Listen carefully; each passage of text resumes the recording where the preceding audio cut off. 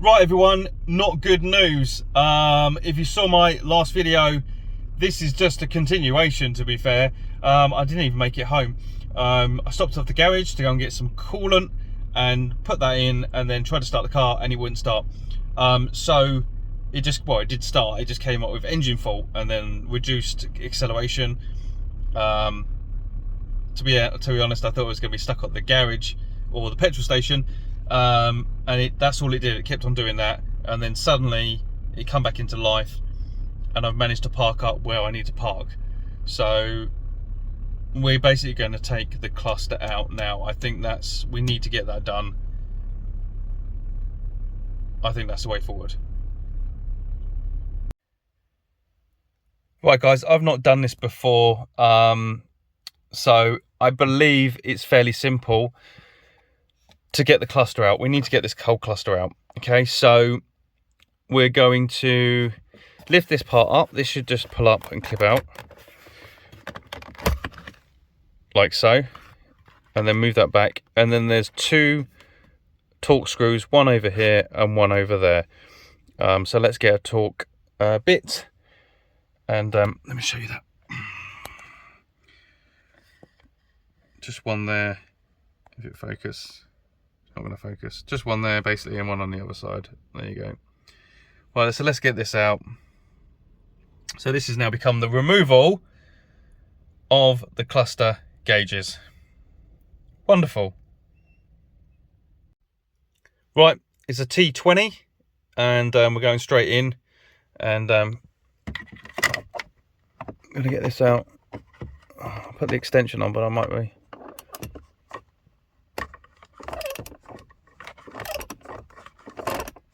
You know what, I need two hands for this. Right guys, the two torques are out, and in theory this should pull out. He says.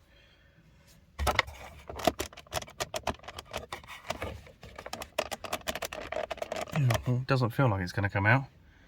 I'm guessing there's probably clips somewhere around here. Alright, let's work that bit out. As I say, I've never done this before, so two torques are out, and then we need to probably find some clips somewhere, because it doesn't feel like it's going to pull out.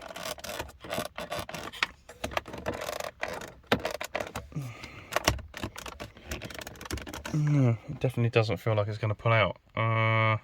Okay. Right guys, probably a good idea to have a trim remover. I think we're going to have to sort of prise it towards the top up here, and then sort of prise it down slightly and pull at the same time.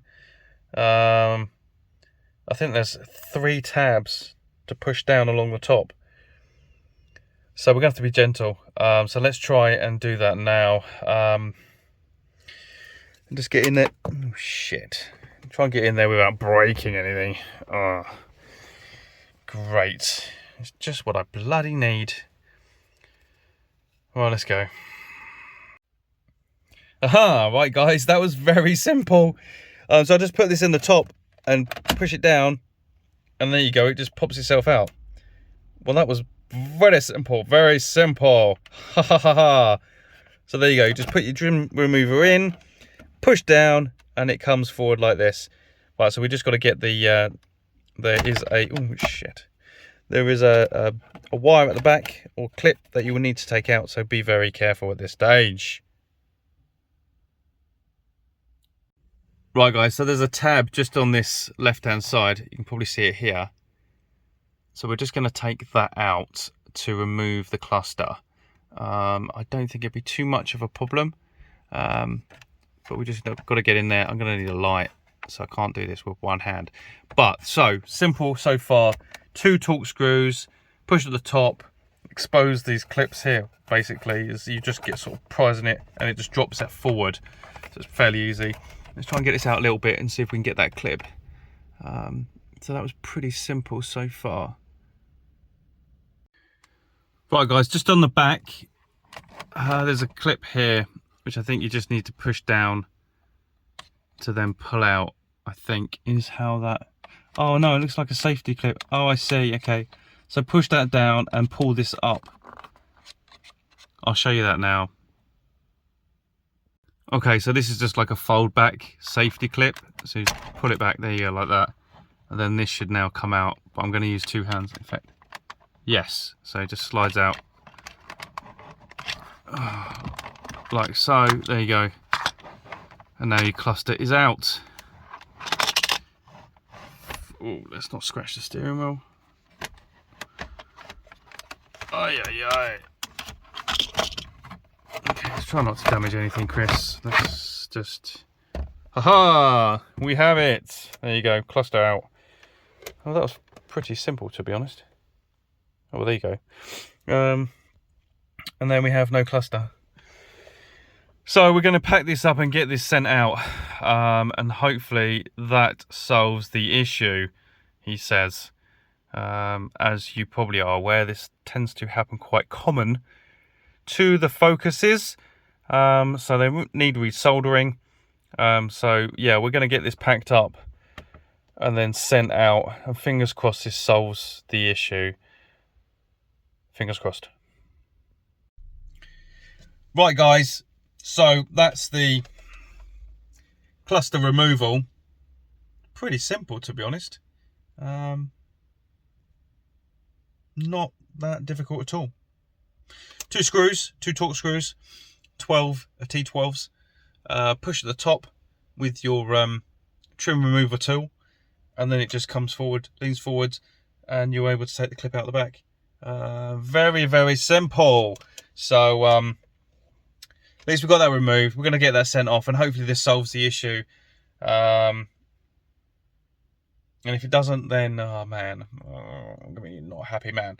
But let's eliminate this. And I think I was going to test the battery tomorrow, but it was just unsafe. It's unsafe to drive the car like this. And everyone is leaning towards the cluster. It doesn't make sense, you know. Literally, I just pulled up, started the car, and then it just came up again. And it's just too, as I say, it's too dangerous to be driving this down the M25 tomorrow, and you know, be in a position where that comes up again, driving at 70.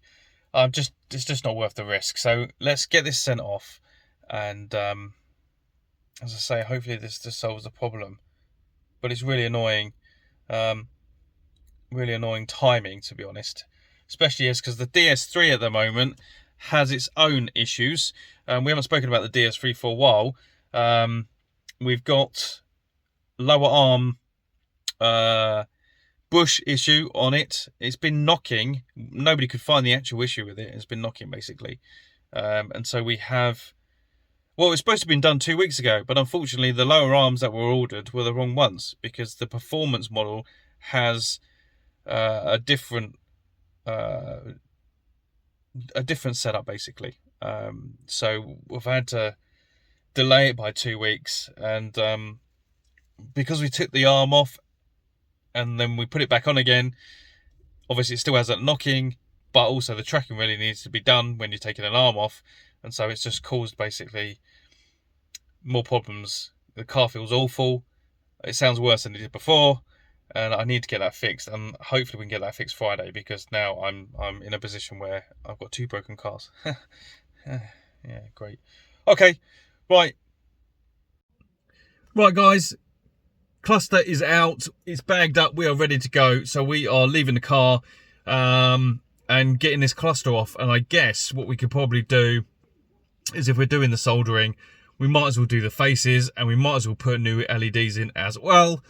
Would make sense, wouldn't it? So let's get this off, and hopefully back within a week with updated faces as well. I think let's solve the cluster problem, or as I say, fingers crossed it is the cluster problem. But we might as well update the faces and get new LEDs as well to match the turbo gauge, which looks fantastic. We've just got to make a decision on what colour to go for in the main cluster. I think red's going to be too much. We don't want it looking like a brothel, do we? So we'll make a decision in a bit. But yeah, at the moment, let's just get home and get the kettle on, because I'm bored. and my day's just been a bit of a fail. So thanks for watching as always, and I will catch you on the next one, and hopefully it'll be the installation, putting the clusters back in, and the car back to life, because it's so annoying, and I want to crack on with everything else. There's so much to do, and this was just not one of the plans. So thanks for watching as always, and I will catch you on the next one.